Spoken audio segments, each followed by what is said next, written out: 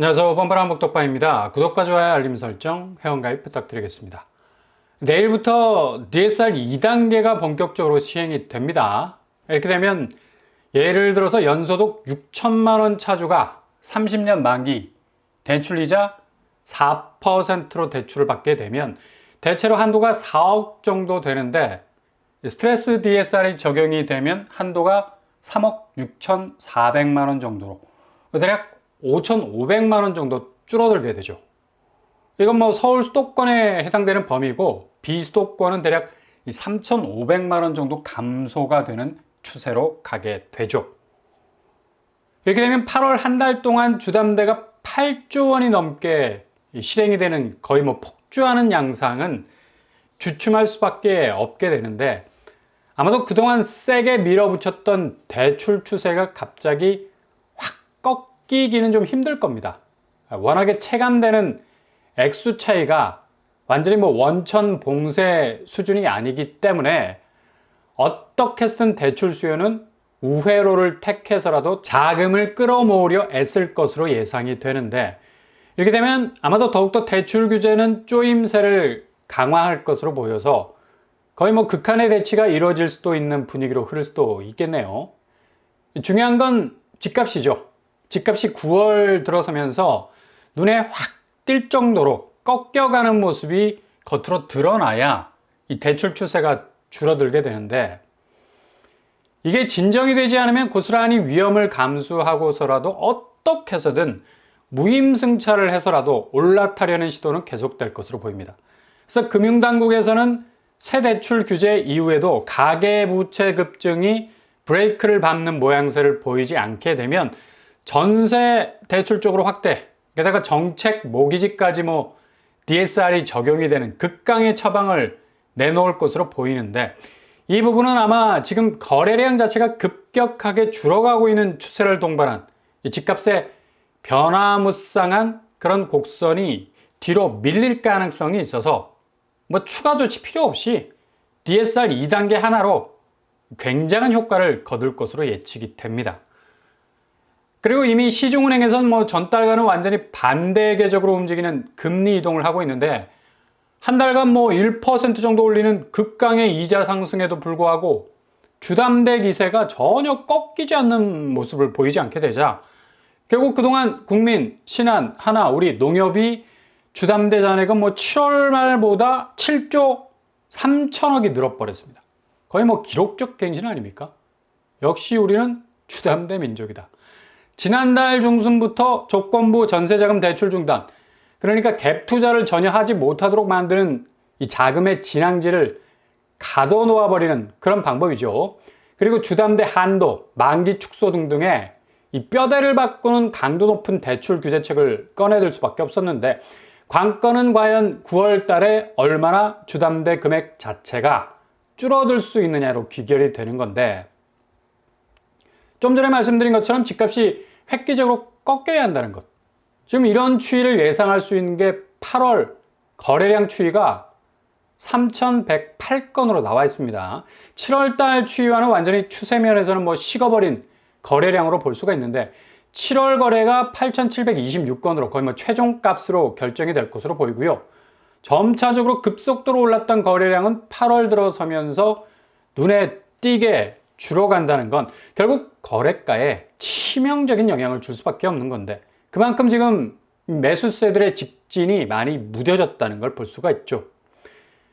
9월은 아마도 두 달간의 상승분을 급하게 다시 재반납을 해야 하는 시기가 올 수 있을 것으로 보이고 강보합으로 계속 뭐 이어질 거라는 예측이 무색한 건 일단 실제 거래 현장에서의 공격적인 매수세가 거짓말처럼 갑작스럽게 사라져 버렸다는 얘기예요. 이게 가장 결정타가 될 것으로 보이고요.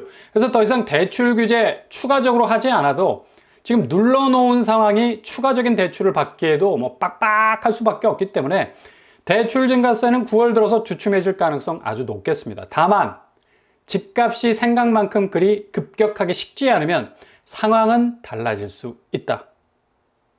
그러나 지표상으로 볼 때 지금 다주택자들이 나서서 차익 실현을 위한 부동산 투자를 거의 하지 않았던 장세이기 때문에 이렇게 공적인 자금 출처를 할 수 있는 은행 대출 규제가 본격화되어 버리면 부동산 시장의 가격 태그는 아주 쉽게 영향을 받을 수밖에 없는 상황으로 이어질 가능성이 높다는 얘기죠.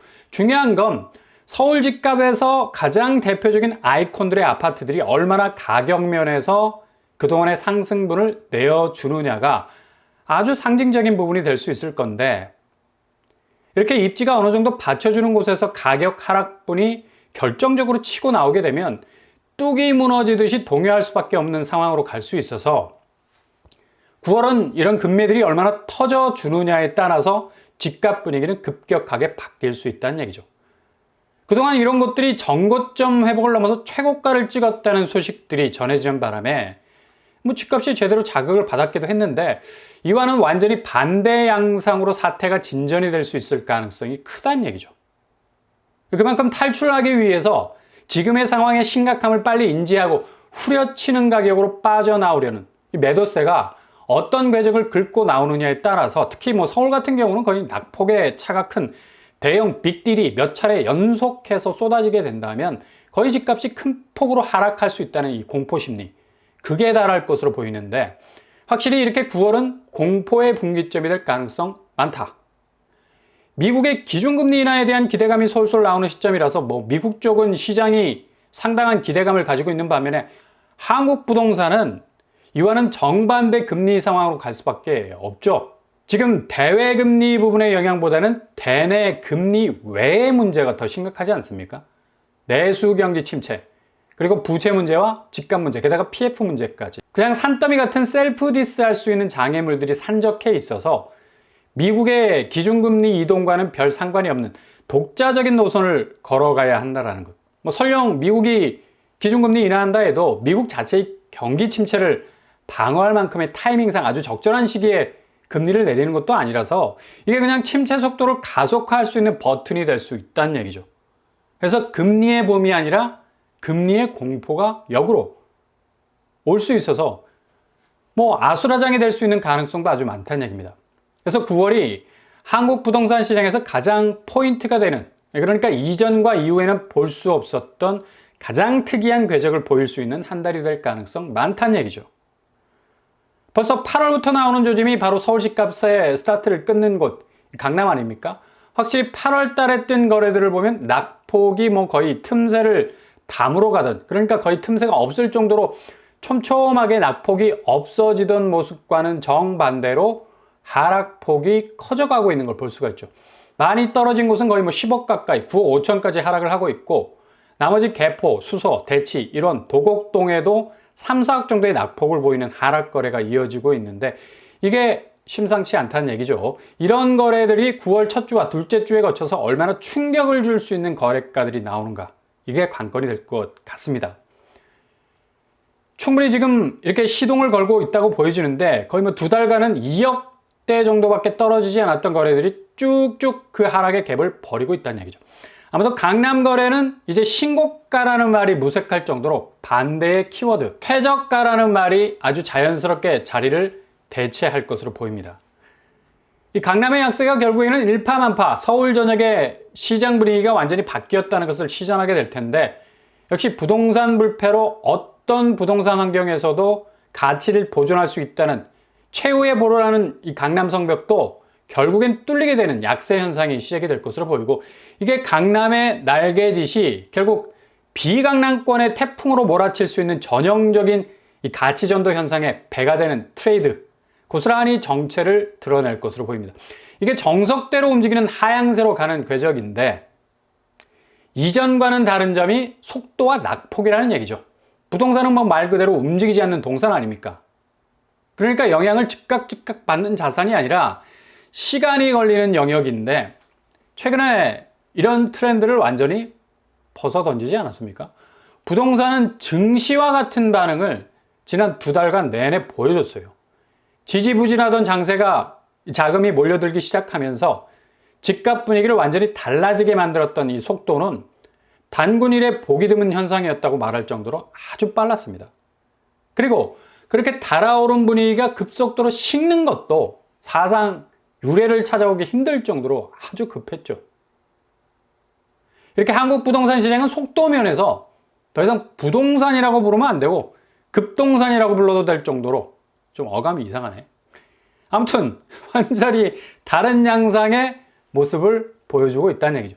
동시에 낙폭의 변화는 그 진폭의 골이 상당히 깊어질 것으로 예상이 되고요. 그만큼 지금 국내 부동산이 주렁주렁 달고 있는 현안의 문제들이 그만큼 톤수를 측정하지 못할 정도로 시장 전반을 꺾이게 할 정도의 악재들이 많아서 좀처럼 그 골에서 헤어나오기 힘든 상황이어서 집값의 양상의 폭은 예상보다 훨씬 더 깊어질 가능성이 많다는 얘기죠. 그러니 무주택자라면, 그리고 지금까지 기다려 오신 분이라면 어느 때보다도 이런 국내 부동산의 위기가 아마 거의 마지막 기회가 될 것으로 보입니다. 아니 뭐 마지막 기회라 하지만 장기간 레이스로 갈 가능성이 높아서 아주 오랫동안 정착이 돼서 딱 눌러붙어 있을 정도의 장세가 펼쳐질 것으로 보여서 50년 만에 찾아온 저점에서의 진입이 가능한, 그냥 뭐 바닷물이 두 갈래로 쫙 갈라지는 놀라운 일들이 벌어지게 될 것 같네요. 그러니 급한 마음에 주거비용 뭐 말도 안 되게 지불하고 이후 집값까지 떨어지는 호구 멱살 잡힐 수 있는 무리수는 절대 두지 않는 게 좋을 것으로 보이고요. 새로운 질서가 시장에 자리 잡는 기간은 올해 연말로 갈수록 뚜렷해질 겁니다. 그러니 조바심 내지 말고 타이밍을 잡으신다면 좋은 기회 찾아올 겁니다. 결국 버티면 이긴다라는 말이 매도자에게 해당되는 말이 아니라 매수자에게 해당되는 말이라는 걸 고스란히 이 국내 부동산 시장은 특히 무주택자들, 1주택자들까지도 기회가 돌아갈 것으로 보이는데, 이게 1차 하락 시기에 이런 기회가 올 것 아닌가라는 예측이 많았었는데 당시에는 뭐 금리 요소가 변수라서 그렇게 꽉 붙잡은 금리 변동에 따라서 시장이 다시 왔다리 갔다리 할 수 있는 여지가 있었죠. 그러나 지금은 1차 하락 시기와는 완전히 다른 상황이 전개가 되고 있다는 점입니다. 국내 부동산에는 어떤 이 붐업된 시도도 이제 먹히지 않을 상황이 됐고요. 구조적인 한계에 봉착을 했기 때문에 시장은 완전히 그냥 이 대세의 흐름에 딸려갈 수밖에 없는 상황에 몰려 있어서 옴짝달싹할 수밖에 없는 상태가 되어버린 거죠. 결국 빠른 시점에 아파트를 잡은 사람들이 승자가 아니라 지금까지 어렵게 기다린 분들이 승자가 될 가능성이 많다는 얘기입니다. 결국 얼마나 주거비용의 파이를 줄였느냐가 얼마나 아파트 값이 올랐느냐보다 중요한 실이 아닙니까? 어차피 아파트 자산 시장의 차익 실현은 물 건너가고 있는 시대인데 결국 고점에 물리지 않는 게 최고의 재테크 방법입니다. 9월 이제 시작점인데 가장 좋은 선택지라는 기회를 잘 잡아서 정말 여러분들이 걷는 길이 노룻길처럼 좁은 길이 아니라 실크로드처럼 대로가 되실 수 있기를 바랍니다.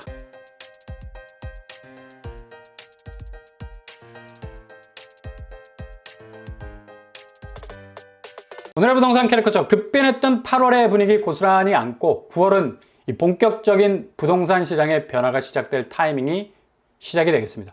얼마나 유례없던 일들이 벌어지는가를 목도를 하시고 지금 집값 자체가 심상치 않은 모습 보이고 있는데 여지없이 바로바로 반응하는 속도와 낙폭 9월이 시작점이 될 거고 그동안의 인내가 아주 좋은 저점의 기회로 자리매김하게 될 것 같습니다. 9월 한 달도 승리의 깃발이 펄럭이는 하루하루가 되실 수 있길 바랍니다. 오늘도 응원합니다. 항상 여러분의 길이 꽃길만 되실 수 있길 바랍니다. 이상으로 뻔뻔한 복덕방을 마치겠습니다. 구독과 좋아요 부탁드립니다. 감사합니다.